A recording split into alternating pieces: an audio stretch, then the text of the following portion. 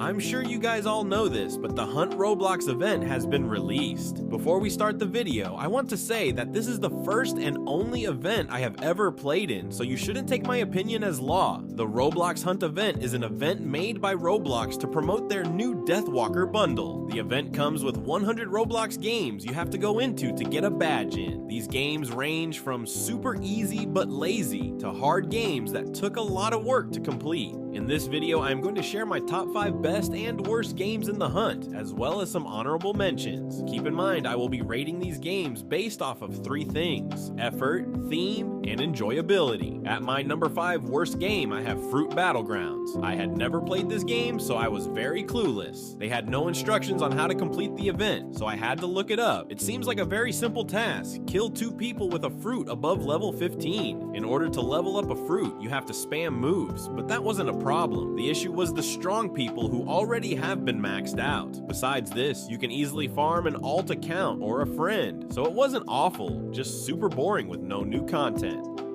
At number 4, I have Project Smash. Don't get me wrong, the game isn't bad. The event is. You have to sit for 10 minutes and wait for an egg to spawn. If that isn't bad enough, 15 other people are also trying to get it. I think I got it after a half hour, which isn't too bad. In all, the theme was okay, but it had no new content and was not enjoyable. At number 3, I have S6 Ultimate Football. Again, the game wasn't the worst, but the event was trash. You have to play 2 games, which took about an hour. It's another one of those games that makes you wait so they can get premium payouts. No thought was put into this event, and it took maybe 30 minutes. It didn't compare to Football Fusion, which had no new content but was at least easy and quick. In all, the event had no theme, content, and was super boring. At number 2 worst game, I have Pet Simulator 99. To get this badge, you had to reach Area 20. It had no new content, no theme, no reward besides the badge, and took an abysmal amount of time. If you have played Pet Sim 99, this is a super easy event. I have not, so I had to grind it all out. In all, it took maybe 2.5 hours. This game really made me wonder if Roblox even checked these games or just wanted money.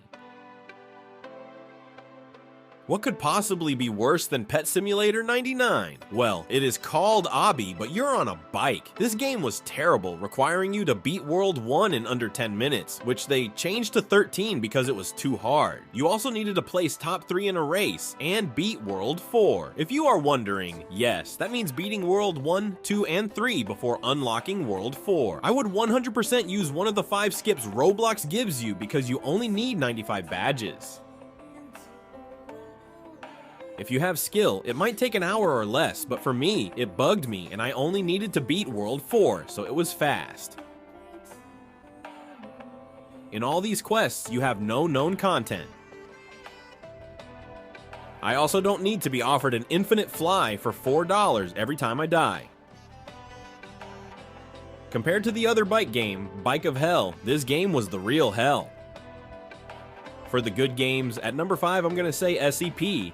Roleplay for a roleplay game, this game definitely cooked. At the start, you get a thorough introduction on what you have to do. The game has a lot of action and is pretty fast paced. I won't spoil this one too much, but some monsters you can shoot with your guns and some you have to run from. You do this all to collect a special something and then bring it back to the start. In all, brand new fun content, very direct with what players have to do, and it was a fun one-time thing to do. At number 4, I have Death Ball. It was a great boss battle compared to their normal gameplay. All you have to do for the badge is beat the boss. It wasn't that hard, instead it was fun. I might actually do this more times. The boss battle looked like it took tons of effort, so lots of respect to the Death Ball team. The boss is themed after the Deathwalker and has many attacks it uses to attack you. Overall, the theme was the second best of the entire hunt with great effort and enjoyability. I will say it might be hard for mobile or people who have never played at all. Next, my bronze medal finisher for the best game is Arsenal. If you don't know, you have to complete a stealth mission infiltrating a secret organization while trying to not be discovered. It has great voice acting, challenges, creativity, and really put a spin on the normal FPS shooter it normally is. I am going to try to not spoil any endings in case this video does make you want to play Arsenal. This game did take a while, but unlike other bad games, the whole time is packed with fun. If you just want to get in and out of badges, this might not be the best one for you.